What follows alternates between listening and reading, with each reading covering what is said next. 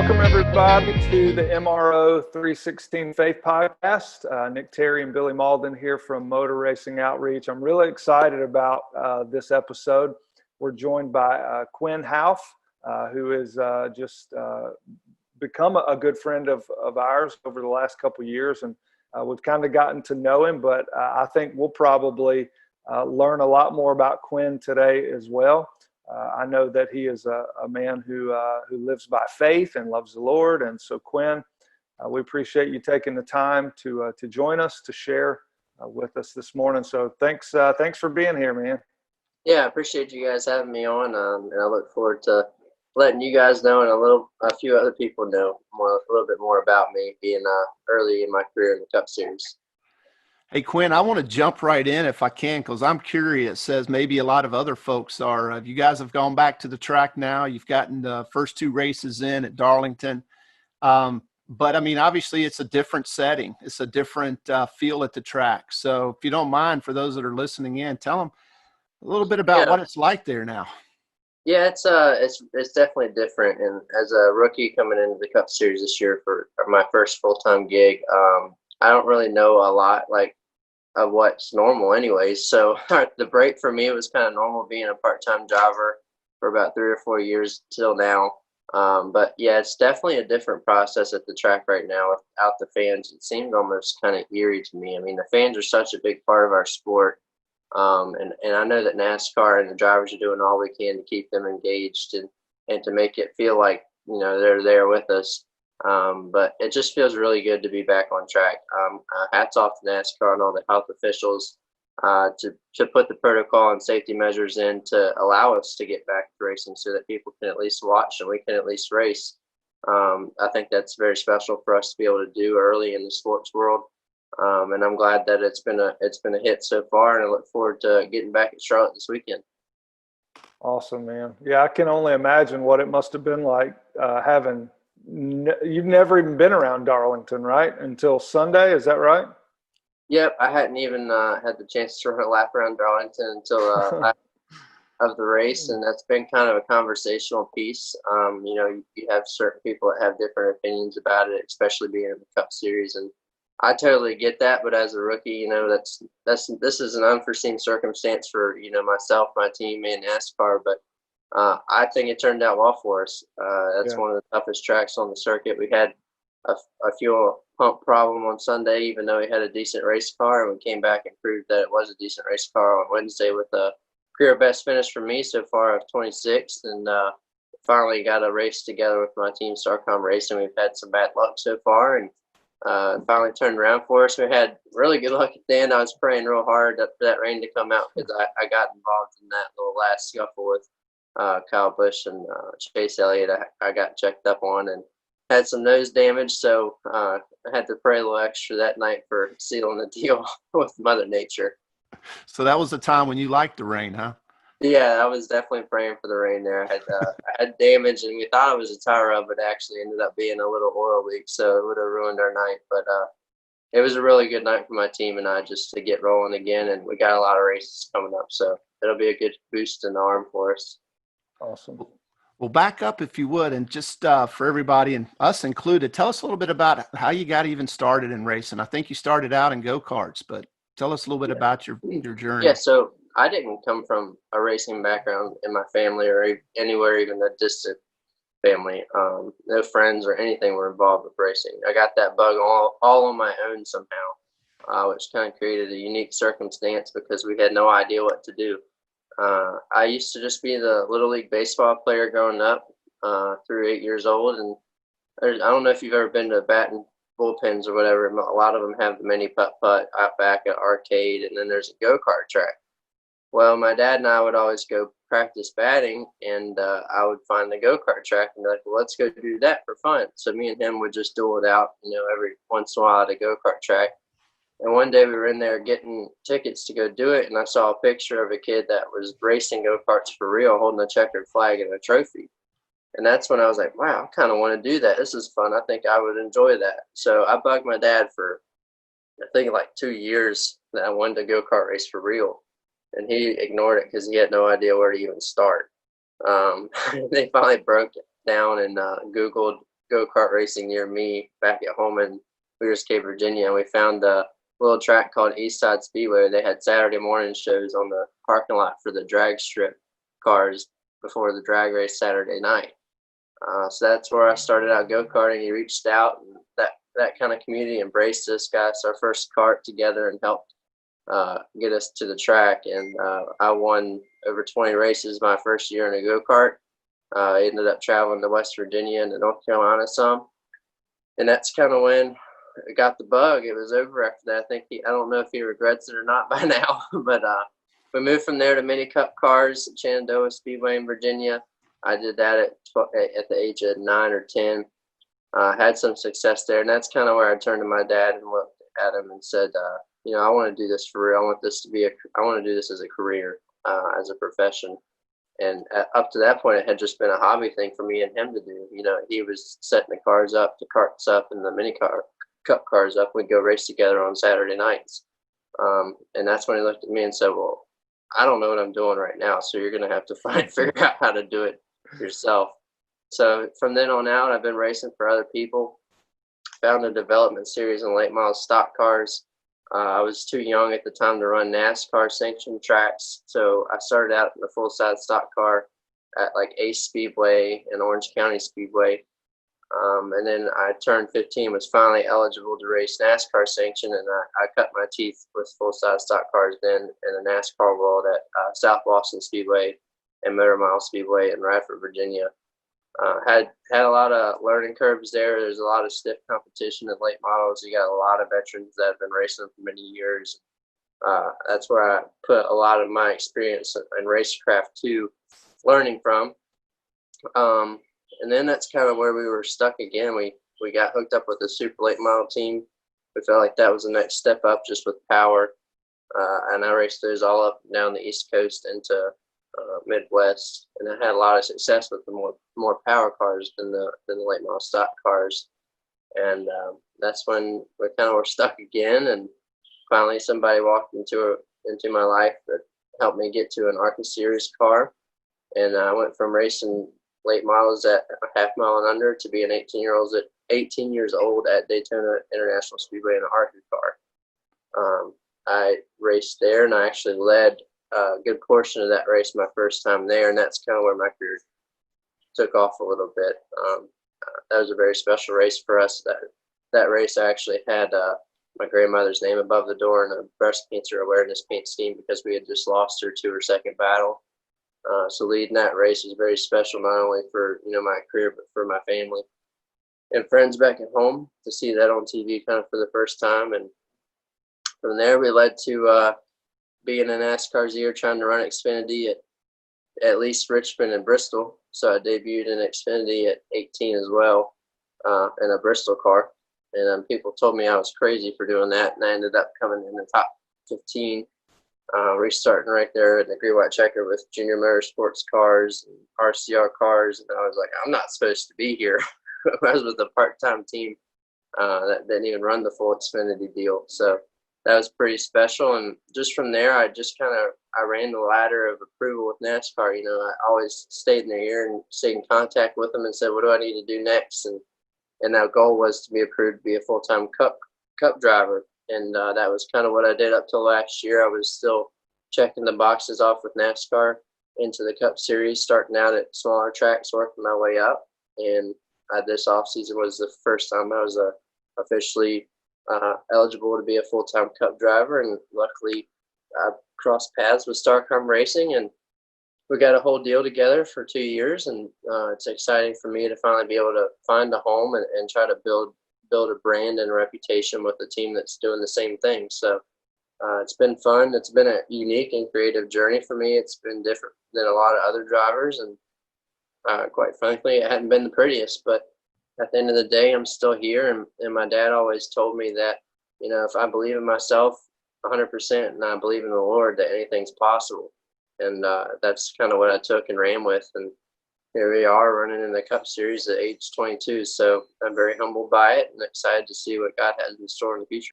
Yeah. So, I think people just don't realize how difficult it is in the Cup Series, just to compete in the Cup Series.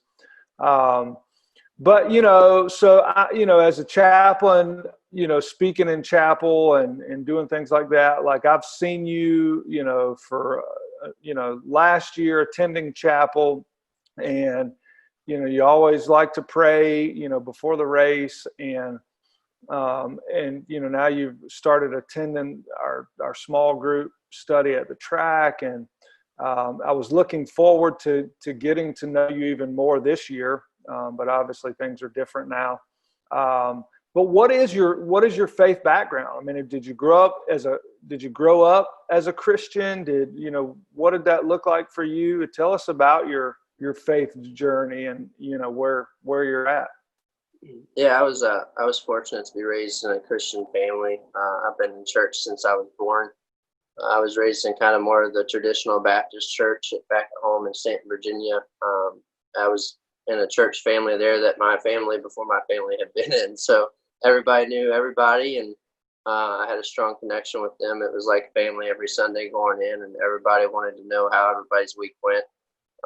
It was a pretty big church. That was a surprising aspect of it. Sometimes you get in a big church, you kind of get lost and don't get that personal connection. But I received the Lord at a young age. Luckily, my parents were very, very insistent on the way of life with Christ, and I took a hold of it and met Christ at a young age and got baptized at, I believe it was 8 or 9 years old as well, right around the time I started racing, or just before. And I've always said, everybody is kind of looking for their calling, especially I feel like once you're in your teenage years.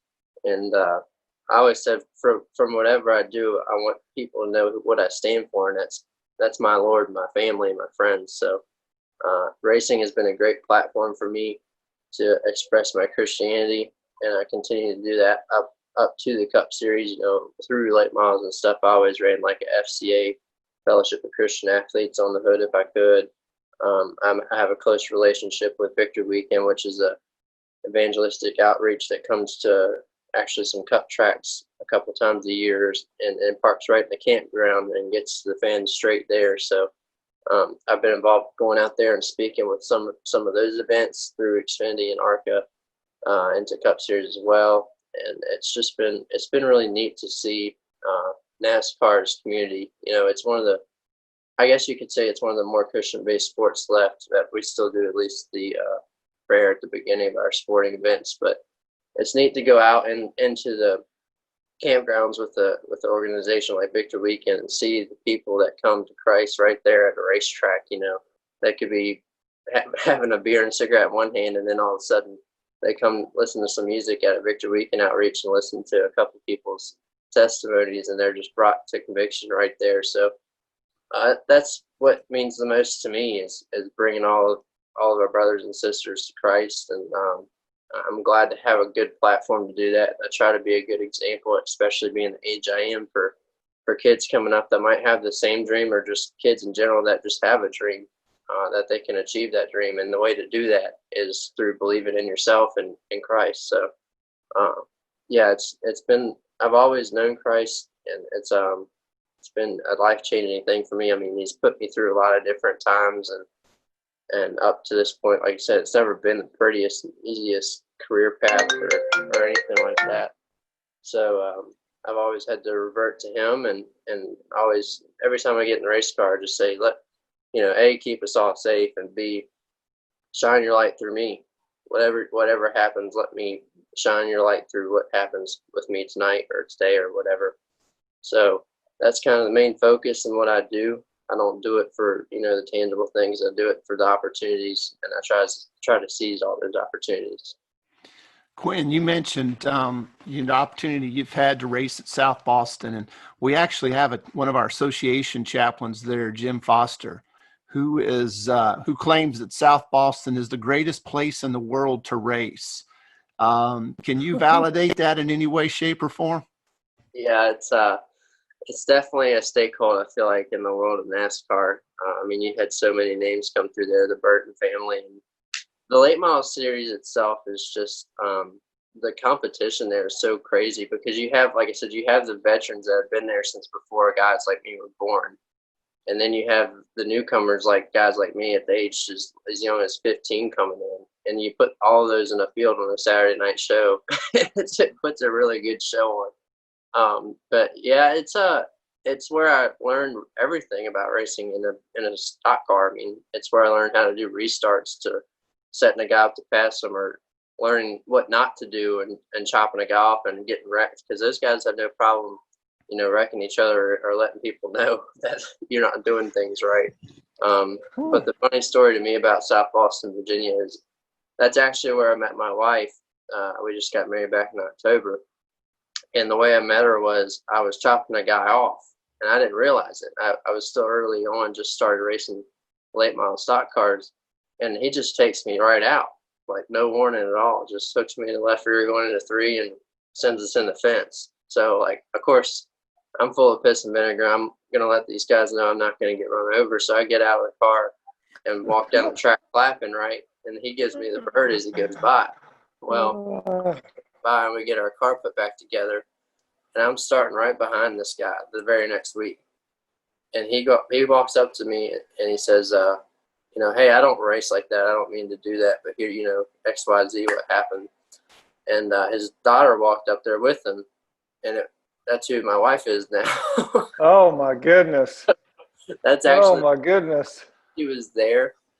She does his tires, so I've seen her around, but that was the first time that we had actually engaged in conversation, was over her dad wrecking me. And from there, we kind of knew each other on a name basis, and I raced with her dad a few more years, and then I stepped into the super late models, and he raced in the late models with the Cars Tour, so we raced on the same night, just not against each other. And that's kind of where our friendship started, was just out camping on Saturday or Friday nights.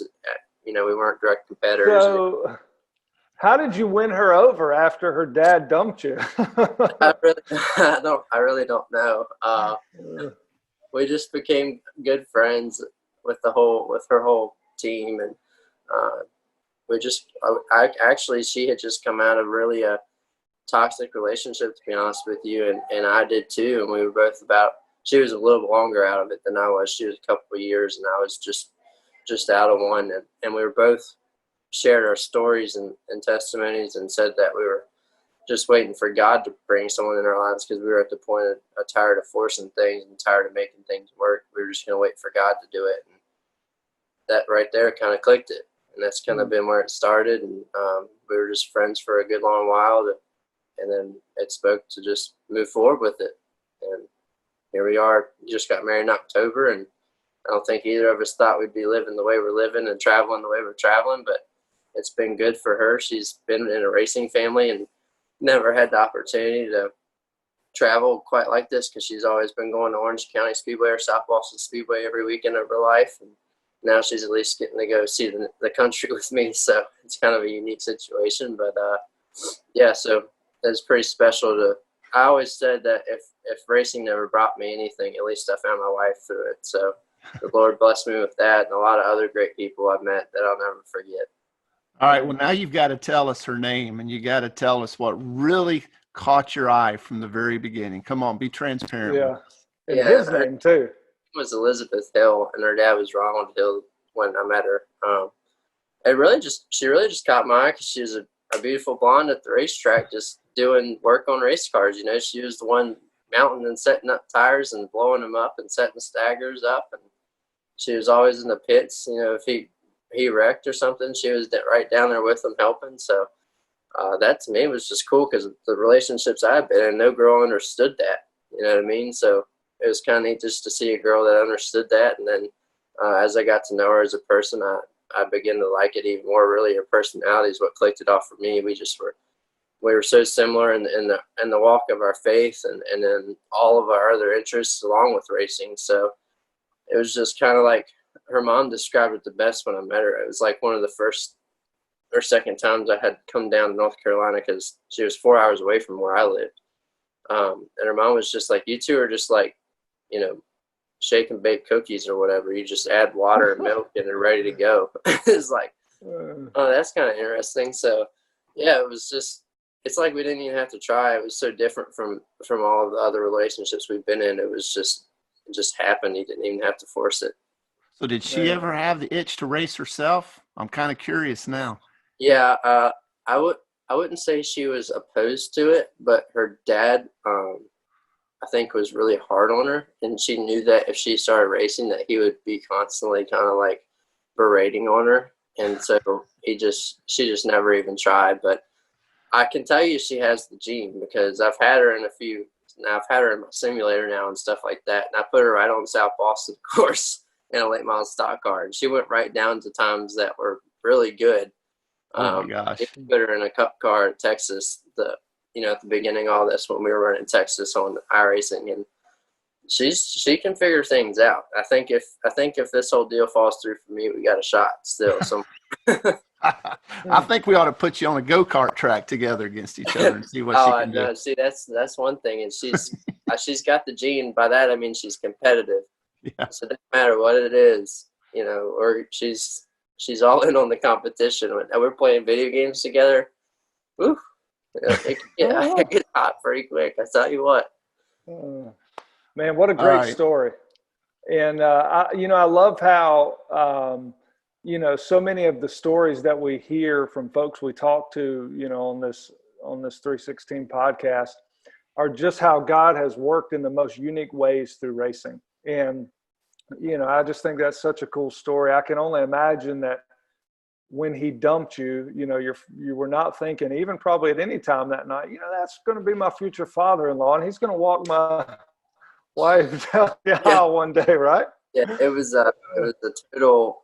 I've had so many moments like that. Now that you said that, it's like, man, God, I really didn't see, because I'll be helping him out now. I'm racing in Cup or Xfinity, and I'll go back on a free weekend and help him with his late model team.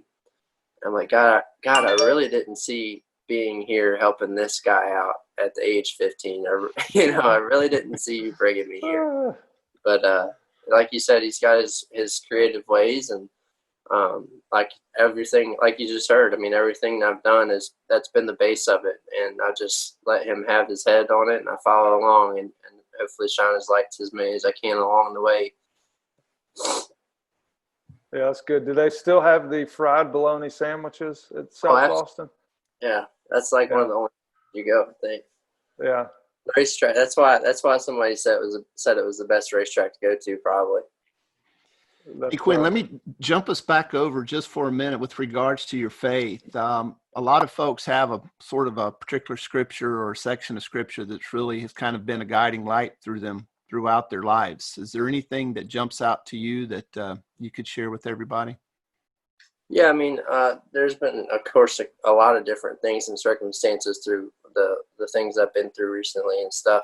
But the one thing I've always just reverted to is really the Book of Proverbs. I feel like it's easily relatable, especially early on in my Christianity, finding my walk with Christ. It's just, Proverbs is pretty easy and straightforward. There's not a lot of big, unrealistic comparisons that are hard for a beginner to understand, or a lot of big words. So I just read through Proverbs a whole lot early on in my Christianity, especially at a young age. And it really gives a good baseline, and I feel like a good guideline to follow, and then leads you into being able to kind of understand the rest of the books of the Bible. So obviously it's always a learning experience. You're never perfect. You always try to be better, and being able to make a connection early on in my career at the Cup Series through something like the small group Bible study is very special to me, because I was in a time of feeling alone. I mean, I feel like the new guy on the block that doesn't belong. Nobody, everybody has their opinions. It feels like everyone's judging you. It feels like nobody wants to accept you, and then to finally find a home, kind of at first with a small group Bible study, is very special to someone like me, and hopefully my wife into it too. With traveling, I mean, there's no way for us to get engaged back at home in Virginia, because we're never there, and then it's hard just to find a home traveling as much as we do. So we're trying to do that through what we believe in most, and that's the Lord. Yeah, that's good. So apart from the small group and chapel services, or what, not being able to go to church, what other things are you guys doing right now to just kind of stay plugged in your faith and keep your faith growing? Yeah, well, we're early on in our marriage, so we have had a couple of friends tell us about a couple of different books. We're each reading a husband and a wife book. It's like how to be a Christian husband, how to be a Christian wife, and then you read the separate books, and then you kind of can swap, I guess, to see the other side. It's been kind of crazy we're doing that, because then in our small Bible study group, we're also went through a couple of chapters like that. And we're also just doing as much online stuff as we can. We have a church back home that we started to get plugged into before we started racing this year. They do a lot of great online sermons or podcasts. So we stay connected on there. And then we just do as many daily devotions as we can to stay plugged in. She's awesome. She's a lot bigger devotion note writer than I am. So I'm trying to kind of get used to doing stuff like that and being diligent on quiet times. It's been a unique year, and I think it's been a unique year for everybody to try to stay plugged in and try to grow as Christians. But the main thing is that you do it and that you're trying, and not using this as an excuse to just forget about it for a while because you can't go to church. Yeah. Quinn, I noticed that over your career, particularly, and you mentioned it earlier on, your grandmother's battle with cancer, I believe it was, and you've really made that sort of a cause that you've used your racing platform with. I think you've got a partnership, even a relationship with Duke University. Share with our viewers a little bit about what all that's been about for you and for your family. Yeah, so my grandmother was fighting cancer for the second time. And at the same time she was doing that, my mother found out she had cancer for the second time as well. So that really hit our family hard. And it was especially because my grandmother was fighting with chemo again, and it was tearing her up. And then my mom got diagnosed with cancer for the second time. And the first hospital that diagnosed her basically said, "We can't do nothing for you. This is just live it out." And then that was like, well, that's not good enough. So we went to Duke University for a second opinion, and they were like, "It's going to be tough, but we're going to grab the bull by the horns, and we're going to do this, through chemo, radiation, the whole 9 yards." So that's kind of when I had been running on my super lates, just a hashtag beating cancer, just to kind of represent them. And I had their name on the deck lid, but I was like, well, what can I do bigger than that? Let's go farther. So when we got into the ARCA series, I reached out to Duke, where my mom was being treated every week almost, and they allowed me to have a platform with them to create Beating Cancer with Duke.org. And I dedicated half of my top 10 winnings for any race to that cause, as well as encouraged any fan or anybody to go on there and donate any amount.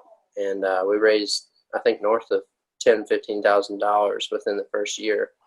So that was very special to me and my family. And unfortunately, we lost my grandmother to cancer, right, like I said, right when I started racing ARCA at Daytona. We dedicated that card to her, and that was kind of one of the most surreal moments of my life, not let alone my career, was leading at Daytona with her name above the door. It was almost like everything went quiet. And like I could feel that she was there. Like I could feel the presence of her and God in the car with me. Like that whole moment was right. And it was in a loud race car at Daytona, flying down the backstretch. And it's just the weirdest moment. You think it wouldn't happen, but it was just such a calming moment. And I'll never forget it, for real, being 18 years old doing that. But yeah, so that was a platform I utilized early on to try to represent them. And luckily, my mom and Duke took it by the horns, and she's doing well today. They don't like to use the cancer-free word, but that's what she is, and she's doing what she needs to do to maintain that. And she's healthier than ever, and loves to watch me race still. I think the simulator thing kind of scared her. I put her on a simulator during this coronavirus, and she didn't like that too much. She's like, "I was more comfortable with what you were doing before I did this." So for families that are listening in, I mean, you're coming at it obviously from a son and a grandson. How would you encourage other folks that may find themselves in this battle right now as well? Yeah, I would just encourage them to like I said, I always encourage to turn to God. I mean, He's got a plan, and you always, even like with my grandmother, you ask why her, why cancer, why twice, why did she have to pass away from it so early? And it's just like, you just have to believe, like, God saw her doing great things, God knew that she was a great person and wanted to take her to do greater things. So that's kind of the way we dealt with that. And then for anybody just going through the battle of cancer, is just that you're not alone. There's a whole bunch of families, unfortunately, fighting the same fight you're fighting in. So it's an easy way to try to plug in with great groups, or to find other people that need a shoulder to lean on, just like you do. And that's kind of where it is you just turn to family or other people and in Christ, and just try to get through it all together. Power of prayer goes a long way. Yeah. That's good. Are you still supporting that organization? And if so, I mean, is there anything that we can do, or listeners, to help support that cause? We're not directly doing it right now. I think the website might still be up if you go in there and do that. We're not directly representing it right now. But right now, the only thing we're working directly with is Victory Weekend, and this year is kind of throwing a wrench and having things going on at the track. Sure. But so we'll have to just stay tuned online on my social medias and stuff. But your mom is doing good. She's healthy, feeling good. Yep, she's, like I said, she's healthier than ever, and she's actually a personal trainer, so she kind of helps me get into shape sometimes. And she's back at home doing the best she can with the given situation, meeting people out at the park and doing all that good stuff. So she's sounds like you're surrounded by highly motivational people. Yeah, which way my mom is she never gives up. I mean, she is hardcore. And I'm glad I got that from her, because, like I said, she the way she battled cancer. I was kind of young the first time.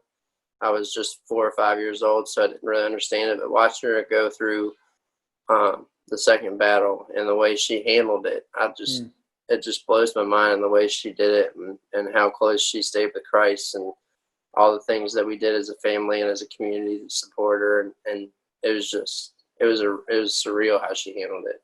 You wouldn't even have thought she had cancer. She was so serious about it. Wow. That's great. I'm just curious, do you have brothers or sisters? Yeah, I'm the youngest of three, actually. I have an older sister who is, how old are we now? I guess she's going to be 27. Okay. She's up in Philadelphia right now. She moved away for college at 18 at Richmond and became a big city girl from then on out. So now she's in Philadelphia, just trying to make the city life, I guess. I think she's getting to where she wants to come home soon. And then I have a brother who's 3 years older than me, so he's 25, and he was actually born with brain damage. So we always say he's 25 going on 5, but he's been a big blessing to our family, and he's fortunately living back closer to home now. We've had him in private schools up to this point, and then group home, but now he's with a one-on-one caretaker about 15, 20 minutes from our home. So it's good to have him back near home. So he's always been a big race fan of mine too. He loves to watch the race and calls and always ask about it. So yeah, we got a unique family, to say the least, and it gets a lot bigger past that. But I got 2 other siblings. Awesome. So let me ask you a question. It's probably a little bit unfair, but I'm curious if you got an answer for it. So going forward, both for yourself professionally and personally, obviously you're just getting started marriage, but kind of what's your vision going forward for your life and what you want to see happen and accomplish? Yeah, I mean, obviously getting married, I think has shifted, some thoughts, obviously. I really have been following the dream of being a race car driver, and you always kind of have the realistic thought that might not happen. So I've always never taken any race for granted. But to be able to have a full-time deal lined up has been very humbling. And now it just kind of makes you want more. So we're going to try to just run this 2 years out and do the best we can with this opportunity, and watch and see my marriage grow and my family grow. And I always got a good place to go back home too. So I'm just really kind of leaving it up to the Lord, because I just never really I always dreamed of getting to this point, but I never really imagined about what would happen if I did. And so now we're kind of here, and it's kind of like, all right, God, you obviously have a plan, because there's a couple 100,000 guys that would like to be able to do this, you chose me, so let me know what we're doing. In other words, so Yeah. it's kind of a surreal moment, and I'm kind of still in that surreal stage where, you know, you can't even believe you're there. You can't even believe you're running Darlington for the first time, much less without practice. Yeah. So it's been a, like you said, it's been a crazy path, and getting to this point is actually, it's not as all glamorous as you thought it would be. The platform is very difficult to be on, especially being a new guy coming in with a smaller team. So I've really had to turn to the Lord to kind of get through these times and try to make people understand, you know, who we are, who I am, and what I stand for, and also just kind of not letting the world get to you. Because, I mean, you're going out there every weekend and you got millions of people basically judging you. So it's kind of different for a 22-year-old to get used to, especially when like I said, not many people outside the racing industry understand the circumstances that I'm in or my team's in. So that's been a challenge that I've had to kind of leave up to God and help get me through. But I'm starting to get more comfortable with it, and I'm starting to work to be able to build my brand and my platform better to hopefully let people know, you know, who I am and what I stand for. Yeah, so that was my next question. Where can we send people to learn more about you as they're kind of hearing about you for the first time? Where's the best place online? Yeah, so I got obviously a website at quinhouff.com. I'm on Facebook at Quin Houff, Twitter and Instagram at P1_Houff, and I'm starting a TikTok. I'm testing the waters with TikTok. I'm trying to help bring racing into TikTok trends, I guess, but that's P1_Houff as well. So, are you on Twitch? No, I'm not on Twitch.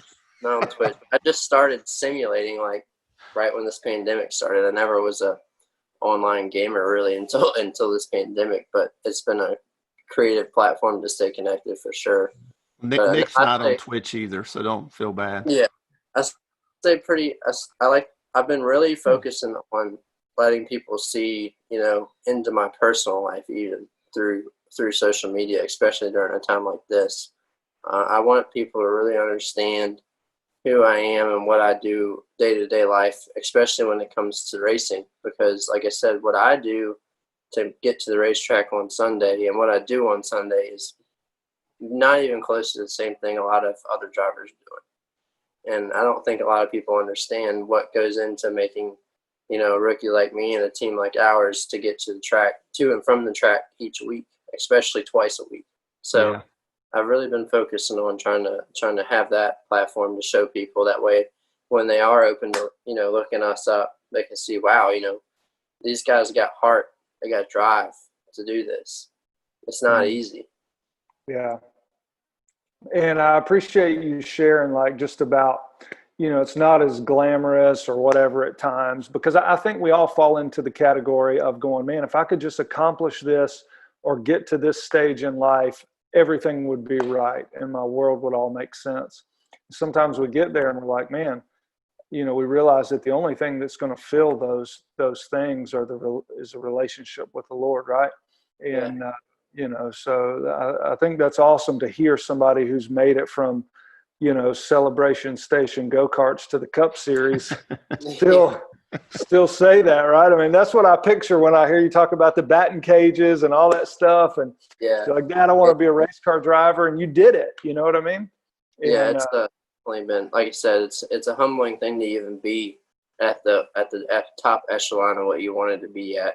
But it's a humbling thing to get there, like you said, and realize that everybody's just human. And you can go out there and have a career best finish, and it's not. I mean, I don't feel any different. You know, you could go out there and a guy could sign the next biggest contract that I know now firsthand seeing it. It's not going to feel any different. You know, there's nothing that's going to fulfill that void. It doesn't matter if you're the top of anything. That's right. And that's been unique, that I've always kind of stayed away from letting that be my driving force to try to build. But it's also been unique being in a situation to see a lot of that firsthand. Yeah, that's right. Yeah, a lot of wisdom in that for you. So, man, that's awesome. Well, I'm sure Billy would attest to this too, but this has been one of my favorite episodes, man. So many cool stories and unique things, and getting to know you. So, any one nugget you would share with everybody as you close? No, I just appreciate you guys having me on and letting me get my story out there a little bit more. And I appreciate MRO for all they do for us as drivers and NASCAR as a whole. I mean, like I said, it's been the staple of my relationships being started in the Cup Series especially. So, and then to anybody else out there, like I said, just if you have a dream and you believe in yourself and you believe in God, don't think that not anything is possible, because a small town Virginia boy is racing in the Cup Series at 22 years old. So I'm a living example of that. But never forget, him and where you came from when you get there. Amen. Great word. Yeah. Well, Quinn, if you would, why don't you close us out in prayer if you don't mind? Okay. That would be awesome. Yeah. All right. Dear God, thank you for this time and this outreach for us to reach millions of people out there that need to hear your word. And dear God, just be with all those out there that are affected at these times with this coronavirus. And I hope that you touch them and heal them and bless us as we go through our days, and help us serve you better and shine your light in any way we can. In Jesus' name, amen.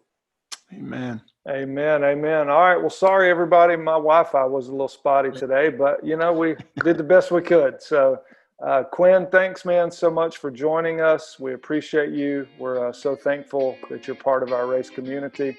Everybody, you guys can keep up with us on social media, Twitter at Follow MRO, Facebook, Instagram at Motor Racing Outreach, and Twitch, which I still don't know what it is, but you can follow us there. All right. I'm going to figure it out before next week. All right. God bless. Thanks, Quinn.